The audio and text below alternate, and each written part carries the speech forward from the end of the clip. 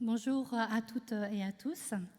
Il nous semble opportun de rappeler en introduction de la discussion sur le texte d'orientation comment et pourquoi nous débattons et décidons ensemble ce que nous proposons de faire dans les 4 ans qui viennent. Nous sommes la première fédération, ou la seconde selon, de la première confédération syndicale française. Nous sommes ici les représentants d'hommes et de femmes qui, dans leur entreprise ou leur association, leur chambre consulaire aussi, leur étude, leur usine, leur magasin, leur restaurant, leur boutique, super ou hypermarché, leur salon, leur cafette, et j'en oublie. D'hommes et des femmes qui défendent les salariés sous la bannière de la CFDT. Aucun de nous n'a la vérité infuse, ni une vision exhaustive de la réalité sociale de ce que nous appelons notre champ professionnel. Le texte d'orientation qui est soumis au Congrès est d'abord une proposition d'analyse de la situation que les dirigeants de la Fédération soumettent à vous, 82 syndicats des services CFDT. C'est une proposition du Bureau fédéral sortant, 31 militantes et 31 militants élus à Montpellier en 2015. Comme nous vous l'avons dit, les syndicats ont amendé ce texte, ont proposé des ajouts, ont précisé des formulations, et donc, sur les 133 amendements déposés, 63 ont été rejetés, 46 purement et simplement intégrés, et 20 ont fait l'objet d'une reformulation proposée par la commission des résolutions, qui est composée de membres du bureau sortant et de responsables de syndicats n'en faisant pas partie. C'est donc une organisation complexe qui nous permet de décider ensemble. La délibération, l'argumentation précèdent la décision collective. Nous avons la conviction que ce monde du travail qui nous oppresse est réformable. C'est le deuxième volet d'un texte d'orientation. Il avance des propositions pour nos secteurs professionnels et pour cela, nous ne partons pas de rien. Outre l'analyse de nos secteurs professionnels, nous intégrons les décisions de la CFDT tout entière. En essence, nous mettons en musique les orientations confédérales prises à Rennes l'an dernier. Mais comme nous ne pouvons pas avoir réponse à tout, il nous reste à débattre de 4 points qui feront l'objet des débats tout à l'heure. Nous échangerons des arguments et nous déciderons en votant, chaque porteur de mandat pesant ce qu'il représente. Nous acceptons cette fonction de représentation, nous l'assumons dans nos entreprises et elle est le fondement de notre fonctionnement démocratique basé sur l'existence de syndicats multiprofessionnels et multi-entreprises. Comme le dit l'historien Jacques Julliard, pas de liberté sans représentation et pas de démocratie sans incarnation.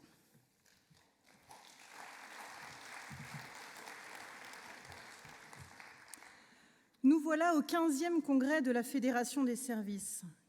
15e résolution, avec une identité des métiers des services qui change peu, des problématiques à régler qui se ressemblent toujours autant, précarité des contrats dans la grande majorité de très bas salaires, des conditions de travail préoccupantes, des destructions d'emplois violentes, et dans les grandes comme les toutes petites structures, et le tout toujours au service d'une clientèle de plus en plus exigeante et de moins en moins courtoise.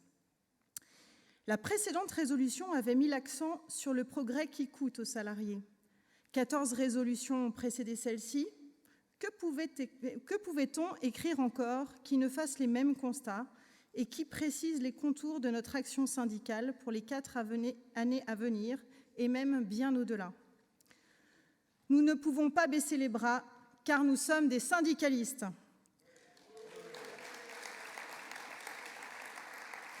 Nous nous devons d'être combatifs, la tête haute, même dans les vents contraires, inventifs et innovants. Nous sommes première organisation syndicale grâce au vote des salariés qui nous accordent leur confiance pour défendre leurs intérêts dans un monde en perpétuelle évolution. Nous avons structuré notre résolution en 2 parties, nos revendications, notre organisation.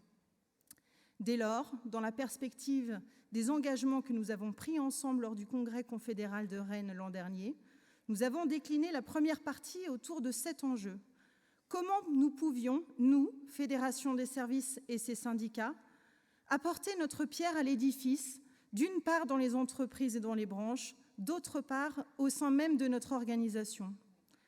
Les 7 défis sont les suivants: les transitions technologiques et l'intelligence artificielle, l'environnement et la santé au travail, l'économie et le pouvoir d'achat, la sous-traitance, la formation et la sécurisation des parcours professionnels, le dialogue social, le vivre ensemble et la citoyenneté.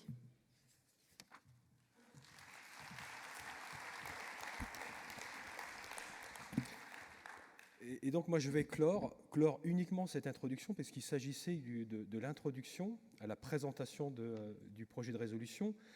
Et donc sur la partie 2 de l'avant-projet de résolution, qui décline pour l'interne les orientations qui serviront donc à atteindre nos objectifs revendicatifs de développement et des objectifs organisationnels.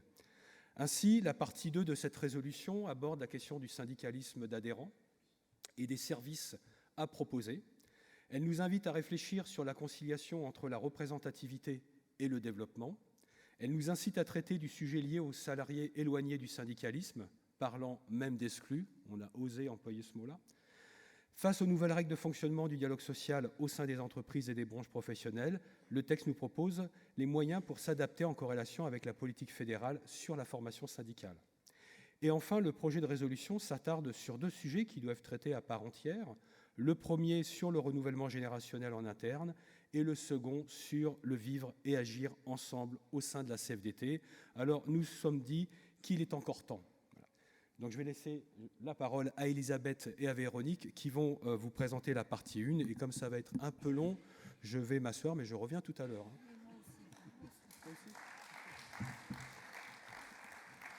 Je vous rassure, Elisabeth revient dans un instant. Il est encore temps de prendre toute notre place dans la mise en place des nouvelles technologies. Nous souhaitons aller vers un modèle productif plus juste. La transition technologique et toutes les innovations qu'elle apporte transforment en profondeur nos modes de production, de communication et tout simplement du travail. Tous les secteurs sont affectés par ces transformations et ceci, en 2019, n'est pas nouveau. La Fédération des services CFDT, en tant qu'organe de transformation sociale, doit interroger les mutations et permettre aux salariés de rester dans l'emploi, de pouvoir évoluer tout au long de sa carrière et d'être en capacité de se repositionner si l'employabilité se dégrade. Il ne s'agit plus d'être pour ou contre les évolutions technologiques. Cela serait comme être contre la pesanteur. Il s'agit de savoir les appréhender le plus justement possible en défendant l'intérêt des salariés. Nous devons nécessairement nous adapter, car l'impact du numérique sur les métiers, sur l'humain, sont importants. Pour ce faire, nous avons des études fournies par les observatoires de branche et des experts partenaires auxquels nous pourrons faire appel. Mais c'est aux représentants du personnel qu'il revient en priorité de s'investir, de formuler des avis, de donner notre avis, d'avoir un peu d'avance sur les connaissances nécessaires pour permettre aux salariés de bénéficier du meilleur dans ces évolutions technologiques. Il s'agit pour nous d'inscrire au plus tôt dans les projets l'action syndicale, les nouvelles technologies qui peuvent mettre en danger l'emploi. Elles redéfinissent d'une certaine manière le travail.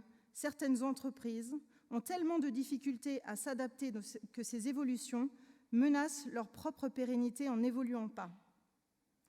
Avec les conséquences importantes qui en découlent, une démarche responsable qui consiste à étudier les évolutions internes comme externes devra permettre aux représentants de donner leur avis éclairé sur les initiatives et de permettre l'accompagnement nécessaire à l'avenir des emplois.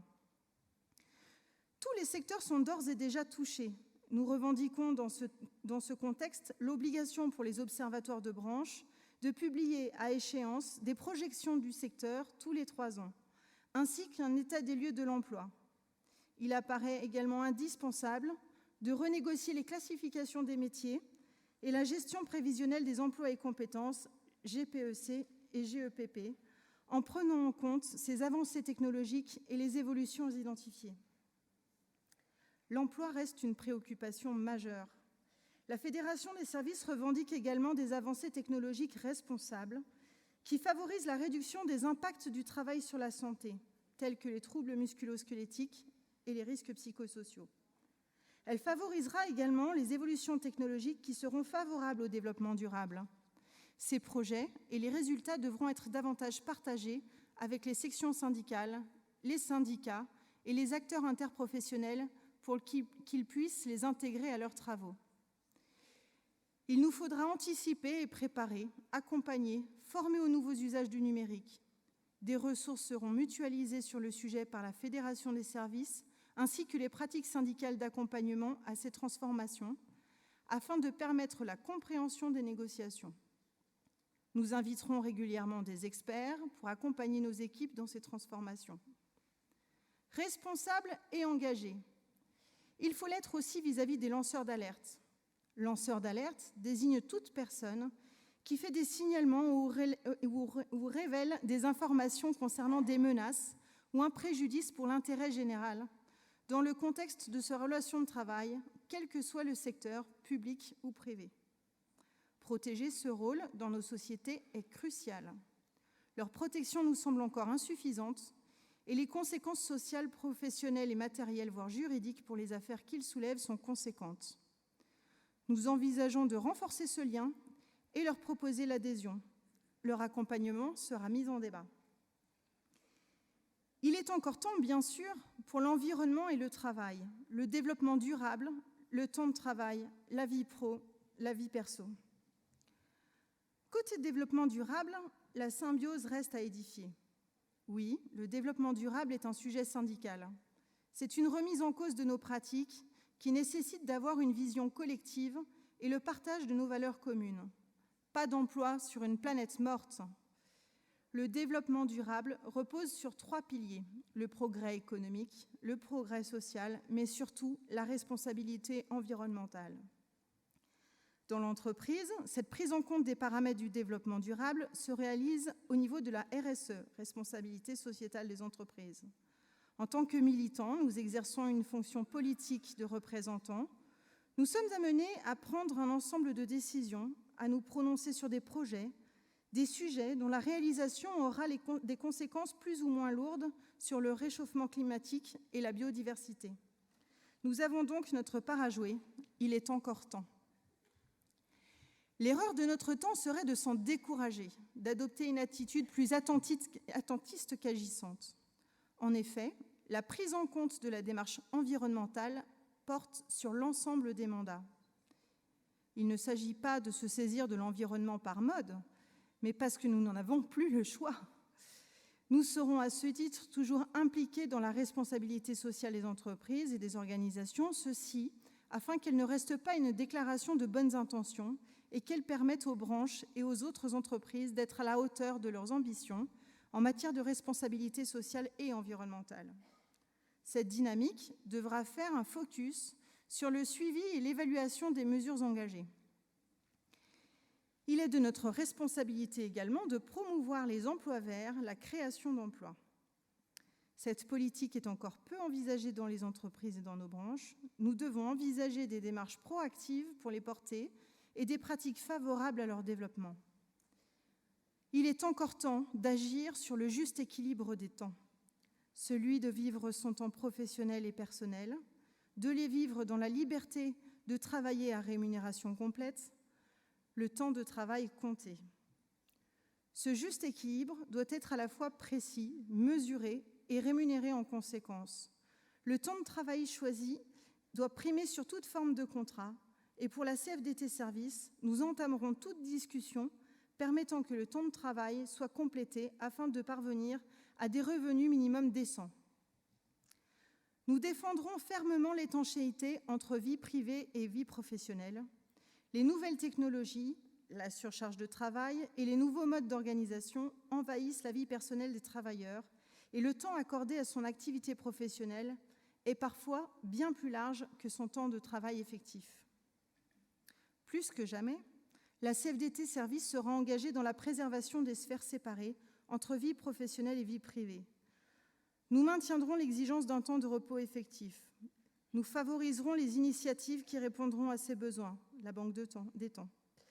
Congé maternité, paternité allongée, négociations sur la déconnexion et l'équilibre vie privée-vie professionnelle, retraite progressive, rythme pour les travailleurs employeurs multiples. La Fédération revendique également une reconnaissance du temps d'attente et du temps intermission comme temps de travail effectif, rémunéré comme tel. Nous revendiquons la formation des managers sur le caractère essentiel de cet équilibre. Les nouveaux modes de consommation et de vie, comme les ouvertures du dimanche, les 24 et les 7 jours sur 7, ne seront pas encouragés par la CFDT Services. Mais lorsqu'ils doivent être mis en place, des mesures en faveur d'une approche de prise en compte des enjeux pour les salariés et de maîtrise de la charge de travail seront demandées aux branches et aux entreprises. Dès lors, une égalité de traitement, tous secteurs confondus, sera exigée, notamment pour les entreprises exerçant des prestations de services ou de la sous-traitance. Bien que les ordonnances autorisent les entreprises à organiser le télétravail de manière unilatérale, la CFDT Services souhaite que le dialogue social reste à l'origine de sa mise en place. Nous souhaitons une mise en place négociée, discutée, qui définisse des objectifs et qui préserve l'équilibre. Sa mise en œuvre devant être négociée en définissant les conditions de mise en place pratique du dispositif de contrepartie éventuelle, notamment dans la mise en place de dispositifs de disposition des moyens personnels tels que l'Internet ou l'électricité, ainsi que les modalités d'entrée et de sortie du dispositif. Sa capacité à faciliter l'émancipation sera mise en débat. Il est encore temps pour la santé au travail, pour travailler dans un environnement sain. La mise en place des commissions santé, sécurité et conditions de travail, les CSSCT, transfère tout ou partie des prérogatives de prévention du CHSCT sur l'instance unique du CSE et doivent être synonymes de vigilance. À ce titre, la CFDT Services revendique des moyens toujours plus conséquents pour les missions HSCT comme pour les commissions lorsqu'elles existent. Encore temps d'exiger la mise en place d'outils de prévention. Pour développer et faciliter l'accompagnement médical des travailleurs, la CFDT Services revendique l'investissement dans la médecine du travail, notamment en matière de handicap. La notion d'exposome, c'est-à-dire de prise en compte de l'ensemble des expositions subies au cours de la vie de la personne, et de l'identification des déterminants de santé qui peut l'affecter, sera un élément important dans cette prévention. Dans l'élan du développement durable, et qui prend à la fois en compte les paramètres économiques, sociaux et environnementaux, la Fédération des services s'impliquera dans la reconnaissance des expositions nuisibles et les métiers sont nombreux, vous avez été nombreux à le souligner, coiffure, propreté, etc. Tous nos métiers ou presque sont concernés. Plusieurs amendements ont été intégrés pour enrichir les exemples donnés dans la résolution. Nous exigerons un cadre de travail vertueux qui favorise la reconstruction du collectif de travail et qui maintienne les structures éthiques internes et externes. En suivant par exemple les partenariats avec Éthique sur l'étiquette ou France Nature Environnement, la CFDT Services veillera à la mise en place systématique de mesures de contrôle et de veille sensibles. En termes de responsabilité, nous serons vigilants sur les relations spécifiques avec la clientèle. Les stratégies du toujours plus économique dégradent le service et l'attention à la clientèle. Les évolutions également des services après-vente à distance, l'obsolescence programmée, l'accélération et le raccourcissement des processus de vente, la course au prix bas au détriment de la qualité des produits, la pression de vente sur certains produits, plus que le conseil éclairé, le travail du consommateur en somme. La sensibilisation des consommateurs à la qualité des produits et les études sur la santé sont un axe nouveau qui donnera une dynamique au développement durable et aux achats responsables. Ceci pourrait même conduire les consommateurs à réfléchir à leurs responsabilités dans leurs achats en termes d'engagement social. Il est encore temps pour investir la question de la sous-traitance et de la prestation de services. Le secteur des services est par nature pleinement concerné par la prestation de services et de la sous-traitance que nous regroupons sous l'appellation sous-traitance. Cette appellation peut inclure également l'intérim. Notre champ fédéral couvre aussi bien des donneurs d'ordre que des prestataires. Nous aurons donc un regard systémique sur ce sujet. D'année en année, nous constatons la déshumanisation de ces relations intermédiaires, des attentes non cohérentes par rapport au métier. Les emplois de la prestation de services et de la sous-traitance ont besoin, sinon d'être redéfinis, d'être moins dévalorisés et reconnus. La Fédération des services exige une approche de la sous-traitance par la communauté de travail. L'appartenance à un même employeur n'est pas toujours pertinente pour caractériser l'existence des problématiques d'intérêt et de revendications communes entre les travailleurs. D'une part, la Fédération des services renforcera les liens entre les représentants du personnel, des donneurs d'ordre et des prestataires. De liens resserrés naîtra une défense plus efficace. D'autre part, de l'existence de communautés de travail naîtra une communauté d'intérêt permettant la prise en compte de l'instauration du droit collectif en passant par la mise en œuvre d'un dialogue social solide.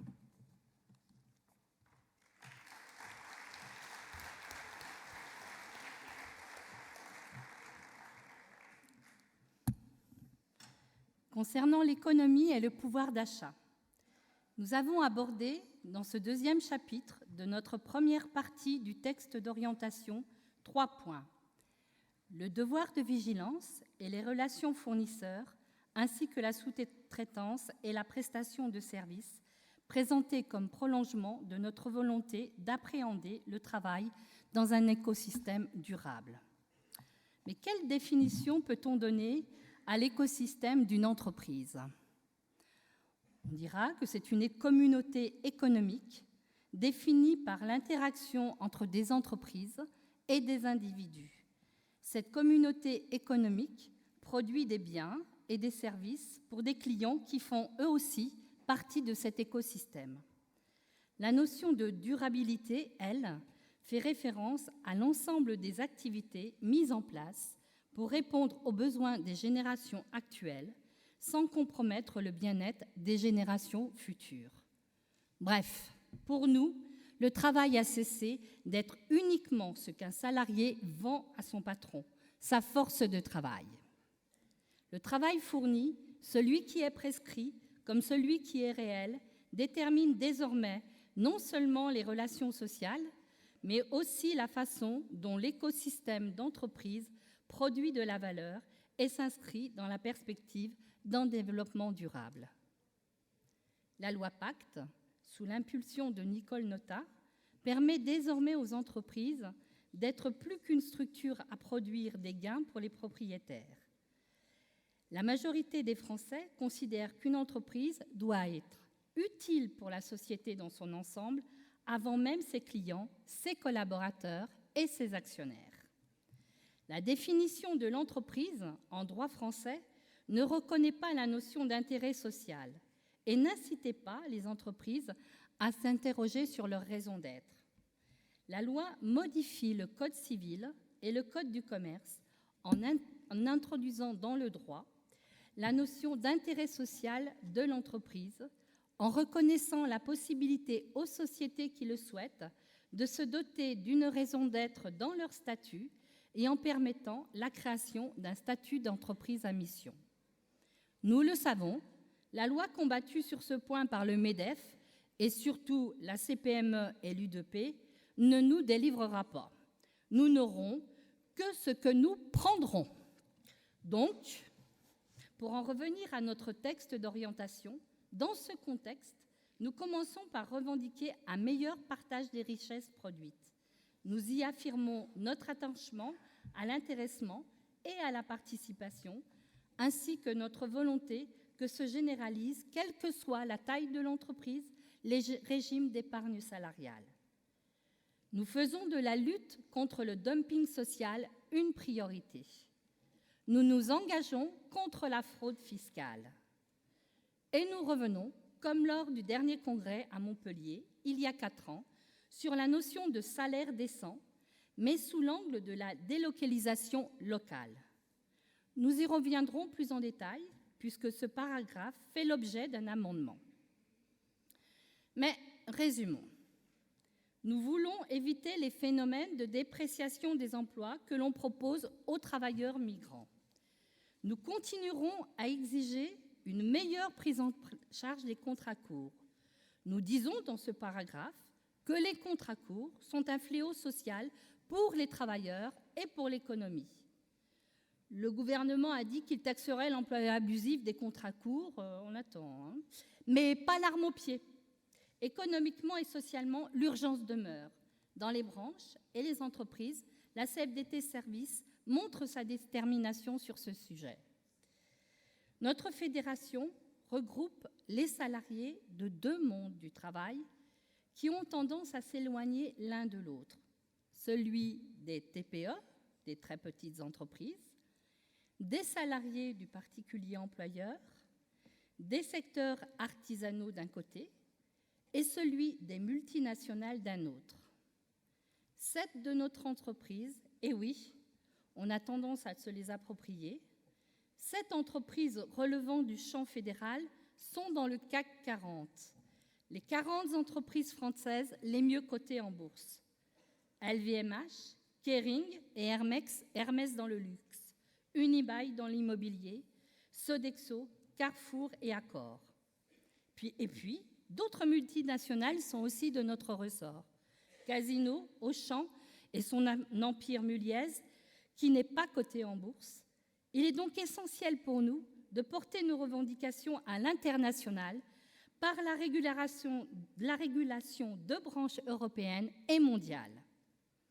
La Fédération est déterminée à soutenir ces sections d'entreprises dans la mise en place de comités européens.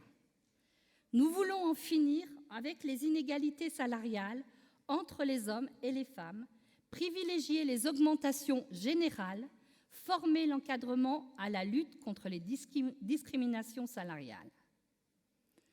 Dans le droit fil de nos revendications, pour des entreprises socialement et écologiquement responsables, nous voulons généraliser la participation d'administratrices et d'administrateurs salariés dans les conseils d'administration et de surveillance. J'insiste sur le fait que le projet d'orientation est ambitieux sur ce point. Il est dit, la Fédération favorisera la présence d'au moins un représentant des salariés dans les conseils d'administration, quel que soit l'effectif, disons-nous. Nous ne reprenons pas le mot, mais il s'agit bien de se placer dans la perspective d'une codétermination à la française, chère à Laurent Berger et à la CFDT tout entière. En attendant, nous allons continuer à essayer d'exercer notre fonction de contre-pouvoir. Pour cela, nous continuons à avoir des exigences de transparence. Nous voulons, disons-nous, négocier les éléments chiffrés, fiables et utiles en branche comme en entreprise. Il faut, sinon sauver la BDES, au moins la dynamiser. La banque de données économiques et sociales, qui était censée illustrer la capacité des partenaires sociaux à utiliser le digital pour fournir et recevoir des données utiles, se contente, dans le meilleur des cas, à compiler les PowerPoint des DRH, presque jamais ceux des services financiers. Par analogie, nous disons aussi notre insatisfaction sur les rapports de branche, quelquefois inexistants, d'autres fois faméliques ou pâle copie des données de la statistique publique. Appréhender le travail dans un écosystème durable, c'est enfin favoriser l'utilisation éthique des fonds salariaux et exiger une vigilance syndicale sur les délocalisations.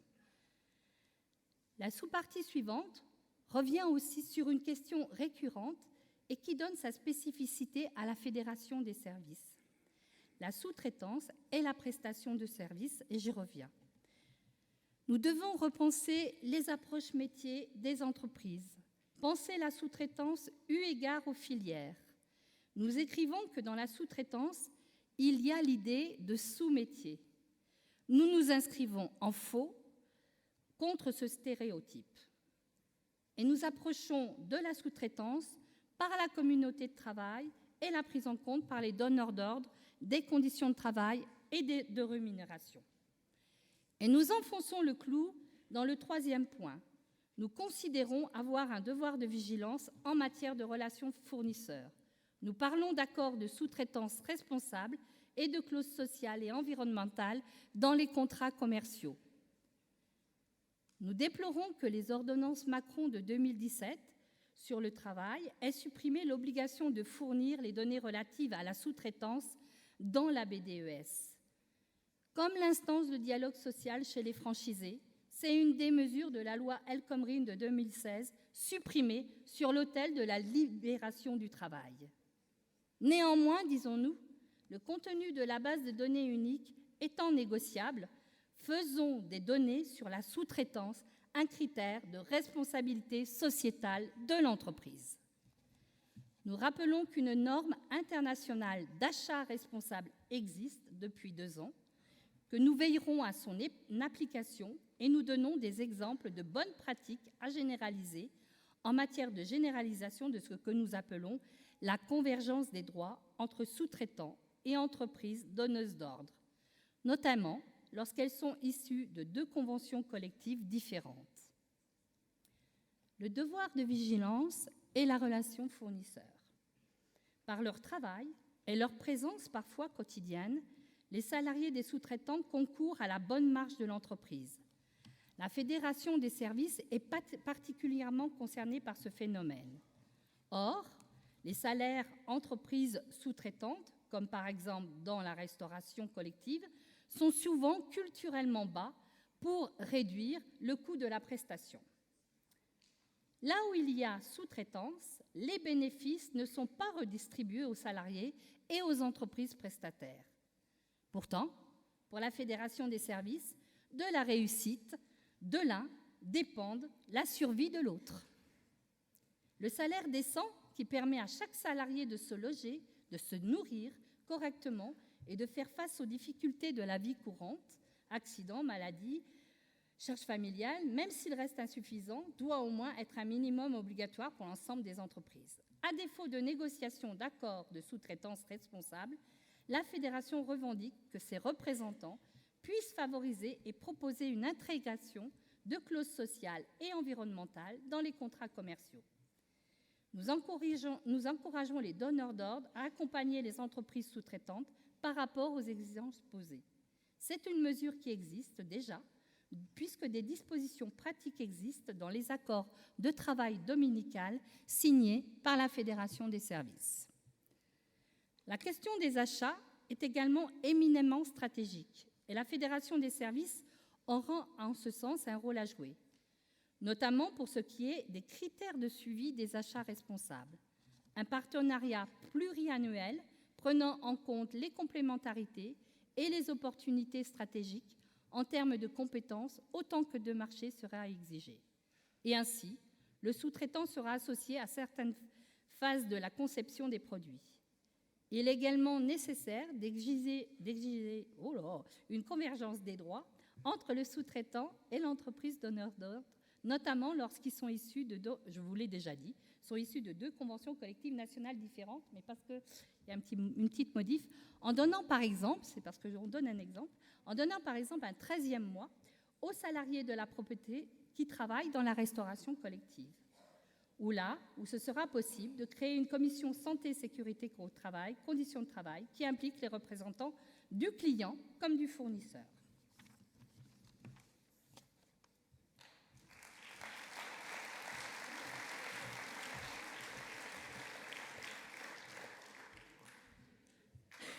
La formation et la sécurisation des parcours professionnels. L'enjeu de la formation, la Fédération n'a pas attendu 2019 pour le considérer, le traiter, et il reste encore beaucoup à faire. Mais c'est en pleine réforme que nous avons dû rédiger nos orientations. Aussi, les grandes lignes sont présentes, mais les détails prendront cher davantage au cœur du plan de travail. À l'heure où nous vous avons écrit, de nombreux décrets n'étaient toujours pas parus. Par exemple, les OPCO n'étaient que des projets. Parmi les perspectives sociales utiles aux salariés, la formation et la sécurisation des parcours professionnels sont un axe important. Cependant, nos revendications sont claires et construites autour de plusieurs enjeux. la mise à jour des compétences individuelles au service du collectif, l'approche de la formation par l'anticipation, le développement des grilles de classification en lien avec des compétences, garantir l'évolution de la formation tant dans les branches que dans les entreprises, la sécurisation des parcours professionnels, l'approche de la montée en certification en tant qu'investissement social, la sécurisation des parcours salariés en contrat court, le projet de transition professionnelle, faire de l'apprentissage un enjeu du dialogue social sécurisé et favoriser la mobilité professionnelle. Pour la Fédération des services, la mise à jour des compétences individuelles doit se faire au service du collectif, car le collectif est le premier lieu où les travailleurs doivent pouvoir échanger et valider et évaluer leurs compétences. C'est la raison pour laquelle chaque travailleur doit avoir les moyens, par la formation et le partage des compétences, de voir ses compétences évoluer dans l'emploi. La formation en situation de travail doit pouvoir exister et être certifiée, soit en passant par la VAE, soit par une formation. Aucun travailleur ne doit pouvoir être marginalisé ou exclu d'un collectif de travail pour leur manque de compétences s'il n'a suivi aucune formation en lien avec les évolutions nécessaires. C'est pourquoi nous voulons approcher la formation par l'anticipation. Il est nécessaire d'anticiper les mutations dans les entreprises, d'identifier les compétences transversales des salariés afin de dresser un état des lieux des reclassements possibles. La réforme de la formation en vigueur depuis le 1er janvier 2019 renforce les branches professionnelles dans leur rôle d'anticipation. La Fédération des services exigera dans toute convention collective des analyses stratégiques prospectives afin de prévoir l'évolution des métiers en intégrant notamment l'impact des nouvelles technologies. Les accords de branche devront tous se pourvoir des analyses prospectives nationales territorialisées. La loi Rebsamen réaffirme que la négociation de la gestion des emplois et parcours professionnels, la fameuse GEPP, doit se faire sur la base d'une présentation et d'une analyse des orientations stratégiques de l'entreprise et des besoins d'anticipation de l'évolution des emplois. Nous revendiquons que chaque GEPP porte à la fois sur la gestion prévisionnelle des emplois et des compétences, la GPEC, et sur les orientations du plan de développement, PDC, à 3 ans, et le déroulement de carrière de travailleurs exerçant des responsabilités syndicales. Pour que chaque individu puisse prétendre à évoluer dans son emploi, il faut qu'il connaisse les compétences qu'il possède et celles nécessaires aux nouveaux emplois. La Fédération des services CFDT demandera l'ouverture de négociations dans toutes les entreprises afin de réécrire l'ensemble des emplois par bloc de compétences. Ceci afin de permettre que chaque personne puisse, en connaissance de cause, construire son parcours d'évolution dans l'entreprise ou dans la branche. Que chaque personne puisse définir ses besoins dans le cadre des entretiens professionnels ou en lien avec le conseil en évolution professionnelle.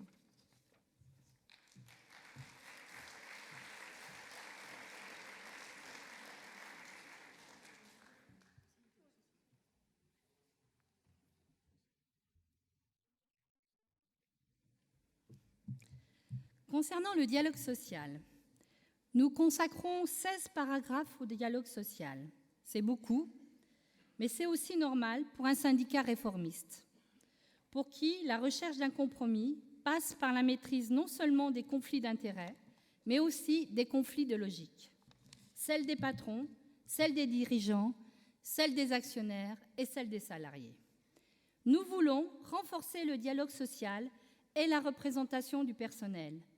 Nous partons du constat du bouleversement du paysage, des CSE en lieu et place des DP, CE, CHSCT, et de l'amertume que nous éprouvons à voir le patronat lire cela comme une stricte mesure d'économie.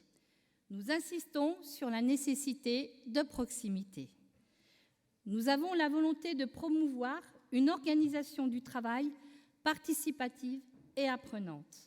Et nous cherchons des accords de méthode avec les dirigeants, conscients que nous sommes, qu'il faut formaliser l'organisation et la méthode de négociation pour la rendre loyale et efficace. Nous revendiquons des processus de délibération de qualité. Autrement dit, nous espérons promouvoir les démarches démocratiques. Le dialogue social n'est pas un simple échange de mails techniques ou juridiques, disons-nous. Nous avons tenu à rappeler que pour assurer un dialogue social équitable, il faut protéger les mandatés. Car malheureusement, la pression patronale sur nos mandatiers est une réalité. Nous les défendons en justice quand c'est nécessaire, mais nous souhaitons être proactifs et non réactifs. Les 5 premiers paragraphes de cette partie sur le dialogue social redisent en quelque sorte ce que nous entendons par dialogue social. Les acteurs de celui-ci, les méthodes mises en œuvre, les points suivants précisent ce qu'il est aujourd'hui. Nous abordons donc la question du dialogue social européen et international. Porter la voix de la CFDT au cœur du dialogue social européen est un enjeu d'avenir. Nous le faisons tant au niveau des comités de groupe ou d'entreprises européens qu'au niveau du dialogue social de branche. Nous poursuivrons ces 2 axes d'information et de participation.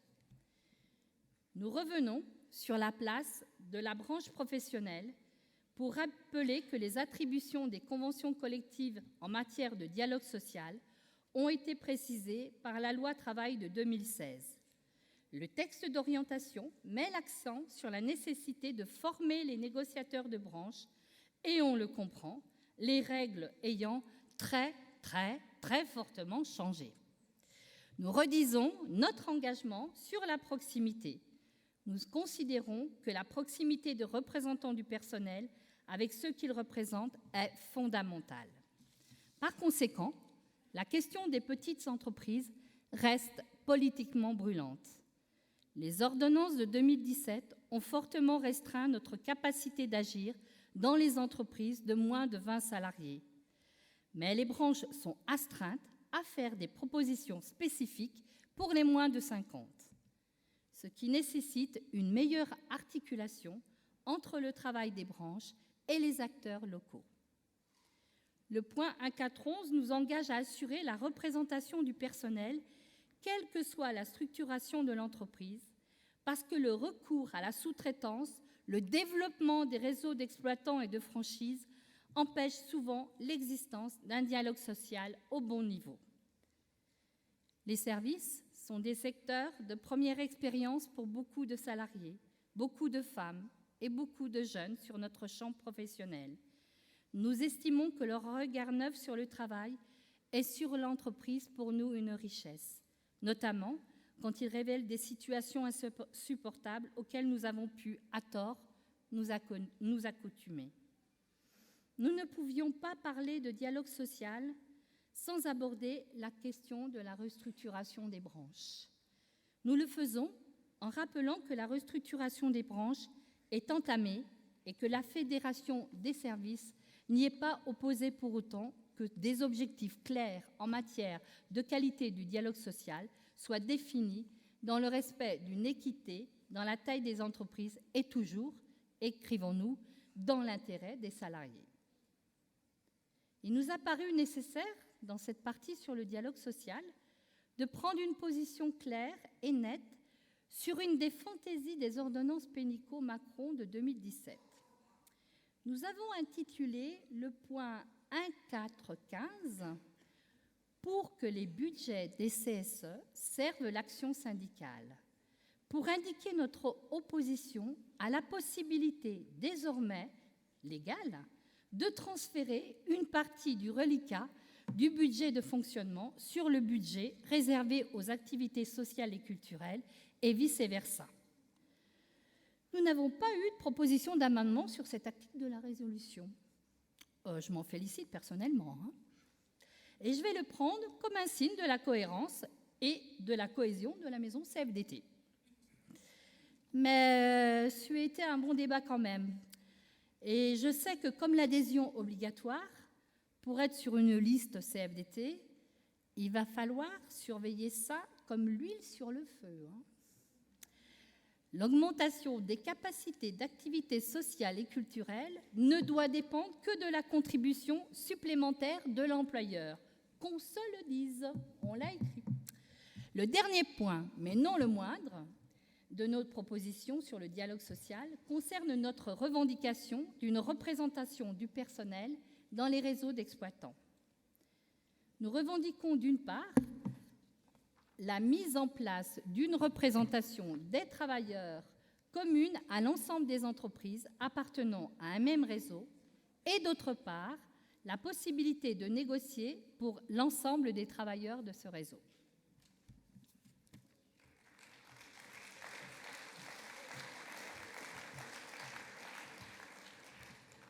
Rassurez-vous, c'est mon dernier passage. Pour un très beau thème, vivre ensemble et la citoyenneté. Il est encore temps d'être syndicaliste et citoyen, engagé contre les populismes radicaux, d'agir par des actions fortes et des engagements concrets. Pour ceci, il est nécessaire que nous évaluions les outils que nous avons produits pour les adapter aux changements sociétaux, afin qu'ils puissent répondre aux objectifs clairement définis. Vivre ensemble, c'est également une cohésion qui se construit dans le monde du travail. C'est au cœur des entreprises que les travailleurs se confrontent le plus directement à la différence. C'est dans ce cadre que nous observons les comportements qui favorisent l'intégration. Il faut les encourager et favoriser ce climat à travers tous les leviers que nous avons à notre disposition et dénoncer les agissements discriminants par les dispositifs légaux d'alerte. Engagés dans la lutte contre les discriminations, nous dénonçons la violence toujours très vive des discriminations dans le monde du travail, mais aussi dans la sphère publique et la sphère privée. Et rassurez-vous, comme Elisabeth vous l'a dit, la discrimination syndicale n'a pas été oubliée dans le texte et vous la retrouverez page 24 au point 1.4.5.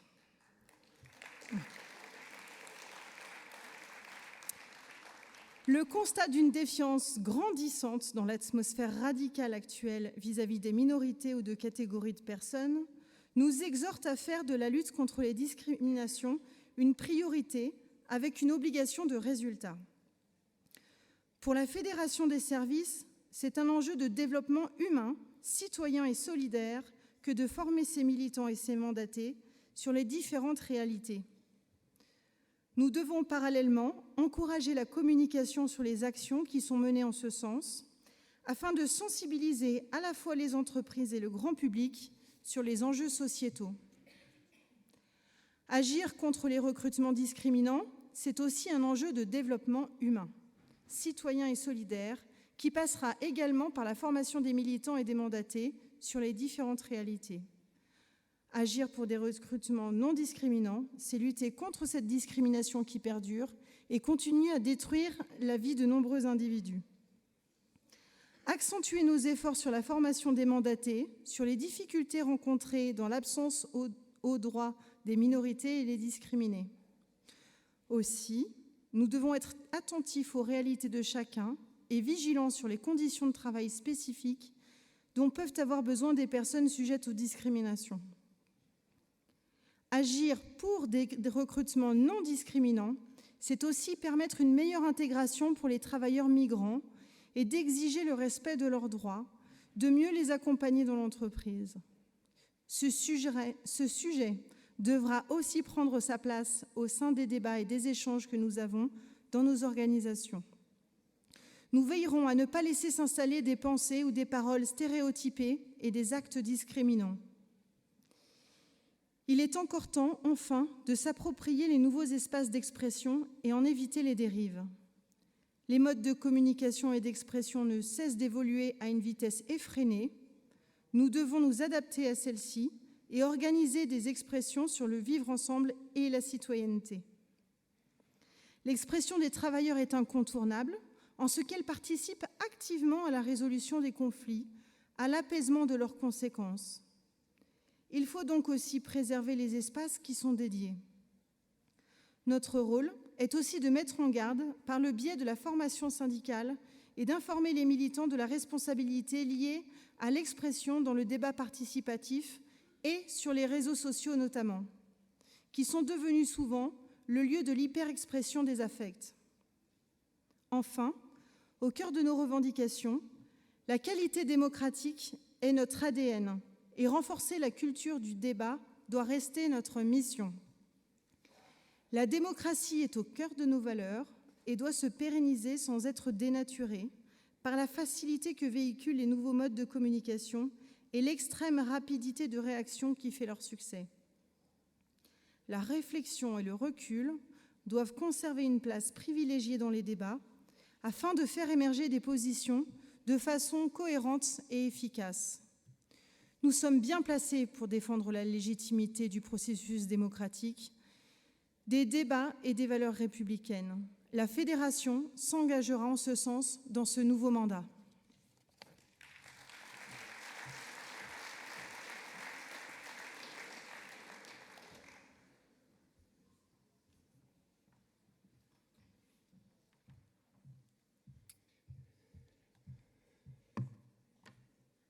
Tout va bien? Vous tenez le coup? Moi, je vais vous présenter la partie 2. Je vous ferai remarquer que je suis tout seul. Je ne ferai pas de commentaires. Hein, non, c'est juste parce que la partie 2 est beaucoup plus courte que la partie 1. Voilà. C'est juste pour ça. Et donc, ma présentation sera beaucoup plus courte. Et là, vous faites « Ah !» Et je ne peux commencer cette présentation sans parler de ce qui a été dit précédemment. Comme l'ont dit Elisabeth et Véronique, la première partie du projet de résolution est une analyse de la situation des salariés et des entreprises du champ de la fédération et en même temps une projection qui avance des propositions et des revendications pour nos secteurs professionnels. Dans un monde en mutation, nous proposons au Congrès, comme dit le texte, des actions responsables et des perspectives durables, raccord avec le dernier paragraphe de la première partie, je parle du 1.5.6, acteur essentiel de la démocratie sociale, nous devons porter nos réussites dans ce domaine. Nous sommes bien placés pour défendre la légitimité du processus démocratique et des valeurs républicaines. Ça, c'était la transition. Et juste un petit clin d'œil aussi pour Elisabeth et Véronique. Et là, je commence sur la partie 2. Et dans la première partie de la deuxième partie, c'est-à-dire le 2.1.1, nous réaffirmons nos fondamentaux qui caractérisent le syndicalisme d'adhérents. C'est une chose qui a été reprise dans ce projet de résolution.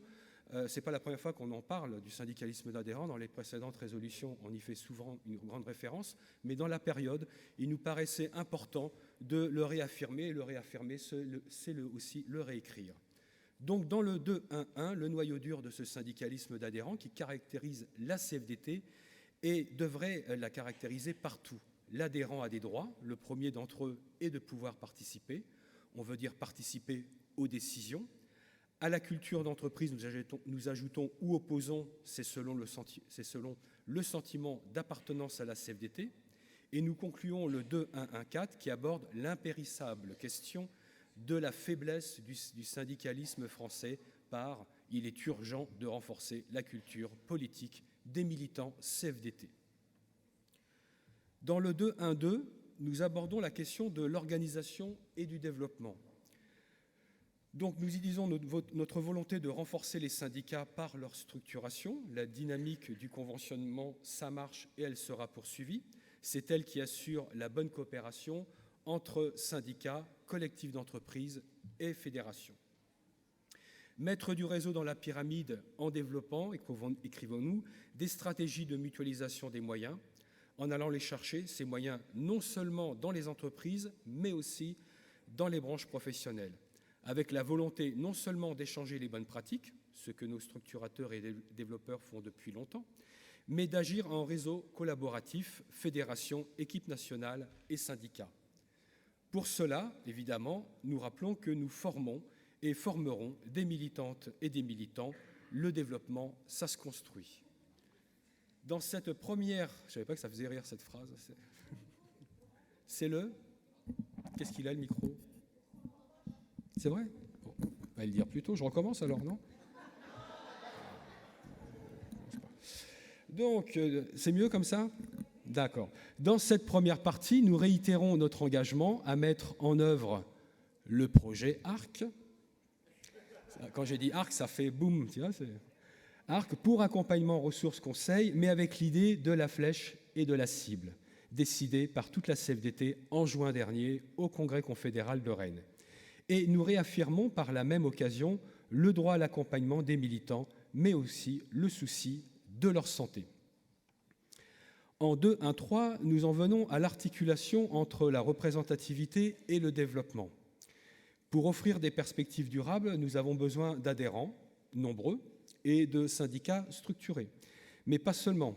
Depuis août 2008, 11 ans déjà, le poids de signature des organisations syndicales de salariés, aussi bien dans les entreprises que dans les branches ou au niveau interprofessionnel, est la conséquence des élections professionnelles en entreprise.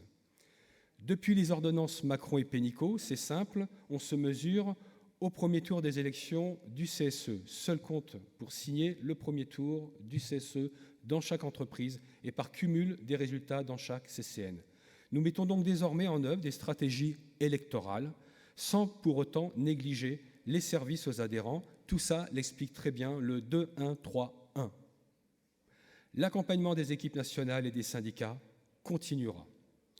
Nous aurons un débat à l'initiative du syndicat du Morbihan sur la syndicalisation des élus sans étiquette ou avec une autre appartenance syndicale. On continue ou on ne continue pas cette stratégie. Nous y reviendrons demain matin puisque ça fait l'objet d'un débat. Par contre, ce qui ne semble pas faire débat entre nous, c'est l'importance des négociations des protocoles préélectoraux, l'enjeu de la diversité dans la composition de nos listes, l'objectif politique de la place des femmes, des cadres et des jeunes. Enfin, la résolution confédérale du Congrès de Rennes nous invite à lutter contre les pratiques discriminatoires en interne, ça existe aussi, au sein de notre organisation. La fédération s'inscrira pleinement dans cette démarche. La question des services aux adhérents est à nouveau posée dans le 2.1.4, étroitement lié avec la fidélisation des adhérents, encore un vieux sujet. Nous avons longuement hésité en 2.2 à parler d'exclus du syndicalisme. Ça a fait l'objet de longues discussions dans la commission de résolution. On a même sorti le dictionnaire des synonymes. Sont-ils éloignés, oubliés, étrangers, écartés, éloignés ? En tout cas, ils sont difficilement organisables. Le Bureau fédéral, dans sa grande sagesse, a tranché et a opté pour le mot le plus fort, c'est-à-dire les exclus. Voilà. Cette deuxième partie dresse un état des lieux qui distingue les freins traditionnels à la syndicalisation, qui génèrent peut-être une certaine forme d'exclusion du syndicalisme. Les salariés ne pouvant pas constituer de section syndicale d'entreprise proprement dite, comme dans les TPE, ou sur notre champ, les salariés du particulier employeur, dont les assistantes maternelles, chez qui nous avons perdu la représentativité cette année, il y a 2 ans. Les salariés précaires qu'on a tendance à oublier, CDD, contrats étudiants et autres, les salariés des franchisés et des réseaux d'indépendants. Ils constituent des cibles et nous affirmons prêts à faire évoluer notre organisation pour accueillir tous les travailleurs, y compris les auto-entrepreneurs, on a longuement parlé hier, que nous avons appelés dans le texte freelance. Si le texte est voté, nous nous engageons à ne plus parler d'adhérents isolés en 2.2.3 et à proposer une offre de services adaptée pour permettre à ceux qui le souhaitent de s'investir syndicalement.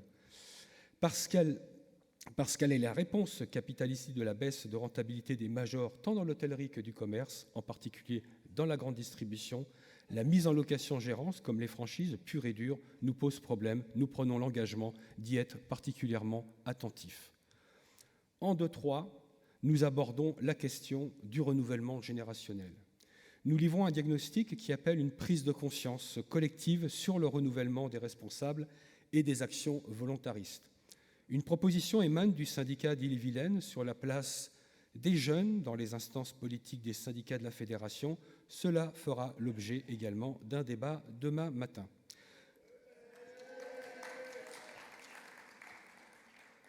Un débat donc très attendu, j'ai l'impression. Quoi qu'il en soit de cette proposition d'amendement, nous allons continuer à développer les pratiques de repérage et à construire les parcours de formation adaptés. La formation syndicale dans son ensemble fait l'objet d'un développement, c'est le 2.4, à partir de différents publics élus et mandatés. Le dispositif cursus des mandatés fédéraux devra plus être incitatif et planifié dès l'acceptation et la contractualisation du mandat en lien avec la nouvelle charte des mandatés. Autre public pour les responsables de syndicats, un point d'attention porte sur l'accompagnement des nouveaux responsables, les nouveaux secrétaires généraux, trésoriers. Pour les collectifs d'entreprise, en rappelant que c'est la complémentarité des structures confédérales qui favorisera la prise en compte globale au profit du syndicat et des équipes d'entreprise. Le développement de la formation syndicale, c'est aussi en parlant d'autres méthodes. Renforcer, ça va devenir une priorité, renforcer le réseau d'animateurs de formation sur l'ensemble du territoire. Ça, c'est très bien expliqué dans le 2.44, où l'on indique qu'il est important d'établir un maillage afin de pouvoir répondre rapidement et localement aux demandes de formation. Là aussi, le sujet de la formation a été évoqué longuement ces 2 derniers jours. Et aussi, sur les nouvelles méthodes, l'utilisation des nouveaux outils numériques pour la formation à découvrir en 2.45. S'adapter aux nouvelles règles de fonctionnement du dialogue social, ça c'est le 2.5. Nous agissons pour renforcer nos implantations. C'est une priorité qui suppose à la fois d'impulser de nouvelles pratiques syndicales et d'accroître le nombre de nos adhérents. C'est ce que nous essayons de dire, nous l'affirmons dans le 2.5.1. Nous avons une deuxième priorité, celle d'organiser les mandatés siégeant dans les instances paritaires en tenant compte de la mise en place, notamment de ces 11 OPCO, et surtout des rapprochements des branches en cours. C'est notre mission d'intérêt général qui nous impose de nous structurer plus. Comment dire finalement intelligemment? Rappelons que la loi El Khomri fixe clairement l'objectif de 200 branches et que d'ores et déjà, les 76 CCN dans lesquelles notre représentativité à nous, Fédération des services, a été mesurée, se trouvent pour l'essentiel dans les 4 opérateurs de compétences. Ces évolutions des champs conventionnels vont continuer. Elles vont nous amener à redéfinir le rôle des conseils de branche. Olivier en a parlé ce matin dans son intervention sur la réponse aux syndicats. C'est le 2.5.3. Nous prenons la résolution à mi-mandat de réformer l'organisation des conseils de branche pour nous adapter aux évolutions des règles de fonctionnement du dialogue social et à leur périmètre. Tout ça s'inscrit dans l'évolution sur le regroupement des branches et surtout construire un lien entre les conseils de branche et le bureau fédéral. Notre texte d'orientation se conclut presque par un appel. Vivre et agir ensemble à la CFDT. Voilà un beau slogan pour illustrer le 2.6. Nous réaffirmons notre volonté d'étendre toujours plus la démocratie, la citoyenneté au travail et dans l'entreprise, tout en admettant que même si nous sommes moins touchés que les autres centrales syndicales par le racisme et la xénophobie, le vivre ensemble ne va pas de soi. Le texte pointe donc le décalage qui est parfois important, entre les problématiques formulées sur ce sujet dans les structures et les préoccupations des militants sur le terrain. La Fédération continuera donc la prise en charge du sujet du vivre ensemble par les militants et les syndicats dans la très grande diversité des métiers, des cultures professionnelles et des structures d'emploi, c'est ce que dit le texte. Le 2.6.5 nous amène à réfléchir également sur le cadre d'intervention. Je cite: « Il faudra déterminer ce qui est préférable d'adopter par une politique formalisée sur le vivre ensemble ou privilégier des formats plus informels ou encore définir le niveau d'intervention et le degré de la différenciation sectorielle ou professionnelle. » C'est vrai que le 2.6 aurait pu conclure nos orientations, mais nous en avons ajouté un, c'est le 2.7, syndicalisme éco-responsable. La préservation de notre planète est un enjeu majeur. En tant que syndicaliste, il est de notre devoir d'apporter notre contribution et de trouver des solutions. Nous nous inscrivons donc dans une démarche éco-responsable. Pas la peine d'en dire plus, puisque ce sujet a fait l'objet de beaucoup d'interventions de syndicats.